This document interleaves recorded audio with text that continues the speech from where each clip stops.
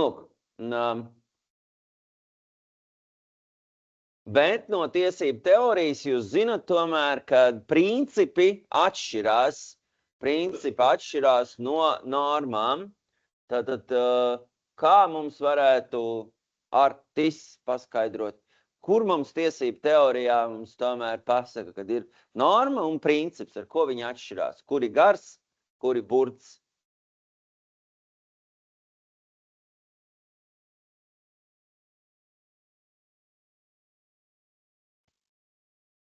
Nu, normatīvais akts, tas ir likuma, tiesību burts, ja?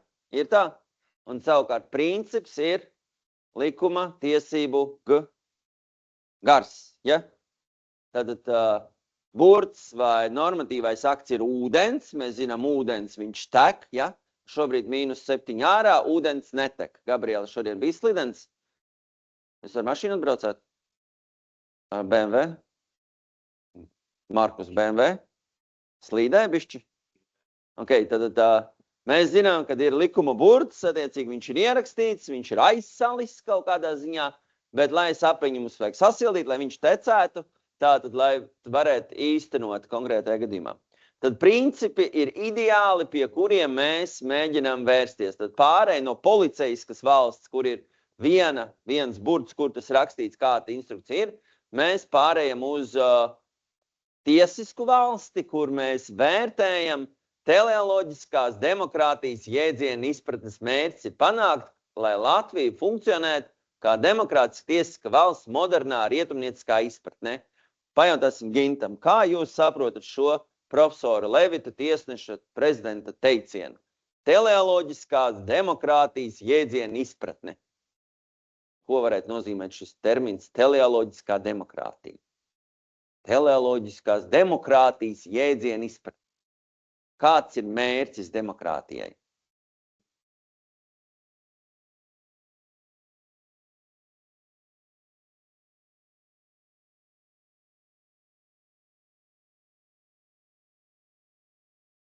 Mēs zinām, ka demokrātija balstās uz vēlēšanām, vārda brīvību un masu mēdījiem. Ir tā?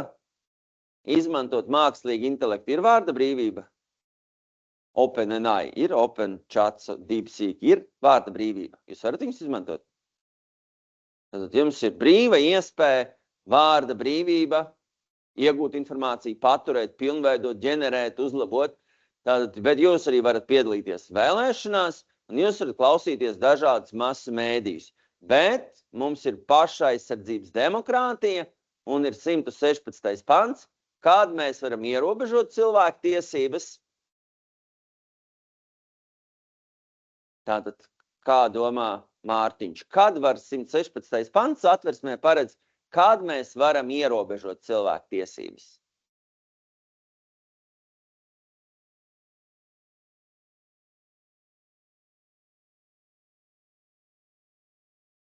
Valsts interesi, drošību, likumību, labklājību.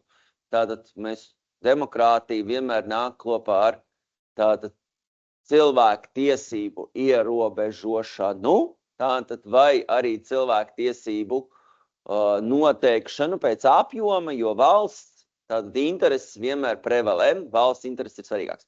Nu, bet mums ir vajadzīgs rekur profesors Levits tiesību normu interpretācijas atrast 1. panta demokrātijas jēdziens.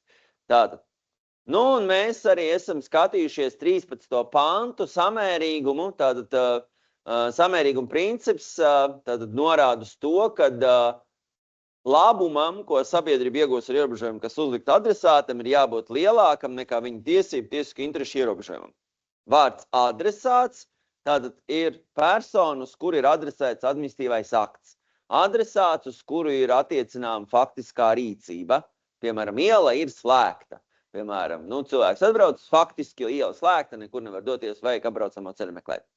Tātad mēs pārējiem, tad skatījām šos principus. Jūs arī mēģinājāt zīmēt schēmas, attēlus, un noteikti Raivo atcerās, par ko jums bija princips. Jums piedalīties tajā lekcijā?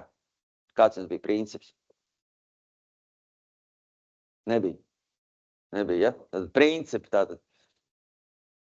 Nu, un tad mums vēl viens jēdziens vajadzētu viņu noskaidrot arī, kas ir vērtības. Tātad, kas ir vērtības? Tātad, kā to saprot Raivo, kāda jūs kā cilvēka augstākā vērtība? Dzīvība. Jā, tad Raivo, veselība un dzīvība. Tātad ļoti labi. Vēl viena brīvība, ka jūs varat brīvi izvēlēties, ja? Jums ir un īpašums, ja tā? Un vēl attiecīgi, lai tas viss notiktu, Raivo ir jāmaksā arī nodokļi. Vai kāds maksā par Raivo nodokļus attiecīgi?